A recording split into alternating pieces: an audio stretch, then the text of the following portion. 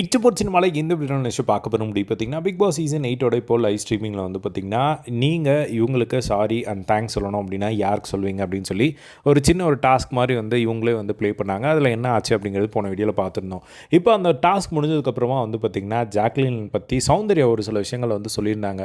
இந்த மாரி வந்து ஜாக்லின் வந்து ஃப்ரெண்ட்ஷிப் என்ன எக்ஸ்பெக்ட் பண்றா.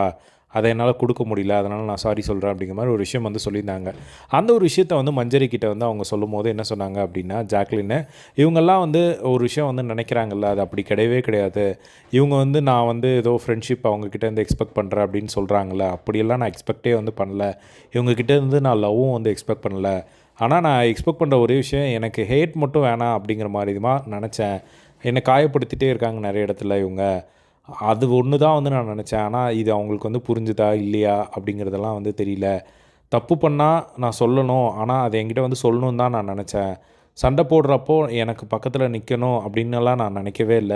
அப்படிங்கிற மாரி வந்து ஜாக்லின் சொல்லிட்டு, கடைசியா ஒரு விஷயம் வந்து சொல்றாங்க. நிஜமாவே மஞ்சரி நான் சொல்றேன் உன்கிட்ட, நீ மட்டும் இப்போ இந்த வீட்ல இல்ல அப்படின்னா, நான் ரொம்ப தனியா இருந்திருப்பேன். அப்படிங்கிற மாரி வந்து பார்த்தீங்கன்னா, மஞ்சரி கிட்ட வந்து ஜாக்லின் சொல்ல மஞ்சரியும் வந்து அச்சச்சோ! அப்படின்னு சொல்லி வந்து ஃபீல் பண்ணி அவங்கள வந்து ஹக் பண்ணி கன்சோல் பண்ணத வந்து பார்க்க முடிஞ்சுது. ஸோ இதுதான் வந்து பார்த்திங்கன்னா நடந்தது. அதேமாதிரி மஞ்சரி என்ன சொன்னாங்க அப்படின்னா, எனக்கு பெருசா வந்து லவ் காமிக்கலாம் வந்து தெரியாது. ஆனா எனக்கு வன்மம் இருந்தா அத வந்து நான் காமிக்காம இருக்கிறது தான் லவ் அப்படின்னு நினைப்பேன். இப்போ ஒருத்தர் மேல வன்மம் இருக்கு. அடுத்த டைம் வந்து நம்மக்கிட்ட நல்லா பேசுகிறாங்க அப்படின்னா, அந்த வன்மத்தோடயே வந்து நான் பேச மாட்டேன். எனக்கு குடுக்குற லவ்வுக்கு நான் திரும்பவும் லவ் குடுப்பேன். அப்படி தான் நான் பார்க்குறேன் அப்படிங்கிற மாரி, இப்போ வந்து மஞ்சரிக்கும், ஜாக்லினுக்கும் இருக்கிற அந்த பாண்டிங் வந்து பார்த்திங்கன்னா, ரொம்ப ஸ்ட்ராங்கா இருக்கிறத வந்து பார்க்க முடியுது. இத பத்தி உங்களோட ஒப்பீனியன் கமெண்ட் பாக்ஸில ஷேர் பண்ணுங்க. இதே மாரி எல்லா பிக் பாஸ் அப்டேட்ஸ் தெரிஞ்சுக்க நம்மளோட சேனலை சப்ஸ்கிரைப் பண்ணி சப்போர்ட் பண்ணுங்க. தேங்க்ஸ் ஃபார் வாட்சிங்.